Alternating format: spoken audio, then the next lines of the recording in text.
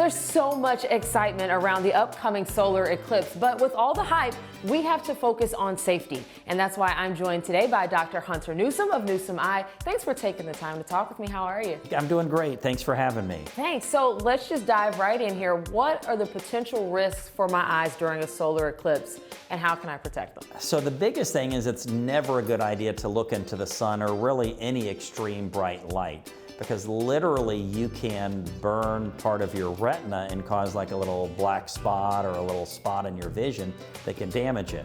And the biggest risk is if you're looking right at the very center of your vision, focusing on that point, and it causes a burn to the center of your retina or the fovea, it can cause a significant blind spot or black spot in your vision. And could that last forever?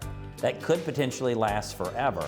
So you've probably experienced something like that, like when I play tennis, if the sun's up and I throw the ball up and I get a little orange spot or a bright spot from the sun hitting you, that's literally causing a little after image or having a little bit of, I wouldn't say damage, but that shows you how sensitive your eye is, and it can make time for it to fade before that little orange spot goes away.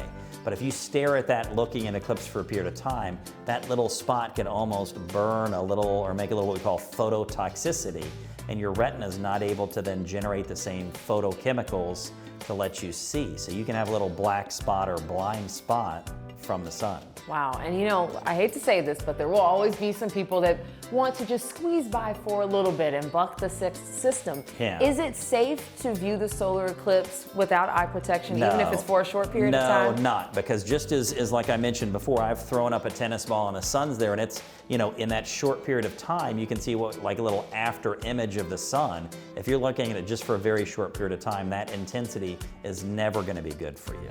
Okay, so let's go to what your recommendation would be if someone wants to experience the moment of a solar eclipse, but to do so safely. So there are a very specific pair of protective eyeglasses that you can wear. They look a lot like the 3D glasses you might get in the movie, but they have a specific dark tint that will help protect your eyes. And that'd be the only way that I'd attempt to look at the solar eclipse, is if you have a pair of those and you're using them properly.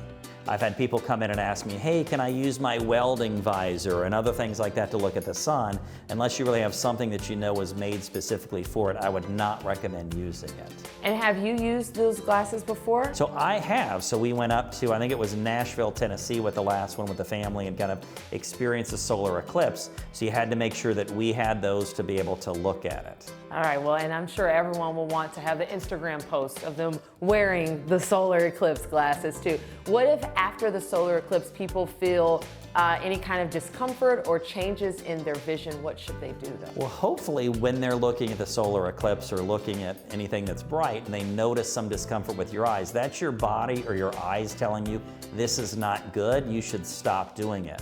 So you want to stop doing that, look away, not have it. If you have something that's continued, you want to come in and be seen, because we can do sort of a special fluorescein or sort of like an angiogram of the heart where they inject dye and you can see the blood vessels in the heart. We can do an angiogram where we inject dye into your arm. We can take pictures of the eye and see the delicate blood vessels and see if those have been damaged. Sometimes you can use some medicine or do some injections into the eye or different things like that to try and strengthen the eye, use some steroids and things like that to try and help and make it better if we discover an issue. But the number one thing is don't do it in the first place. I think that's the best advice. Dr. Newsome, thank you so much for keeping us covered when the sun is covered. Good, thank you.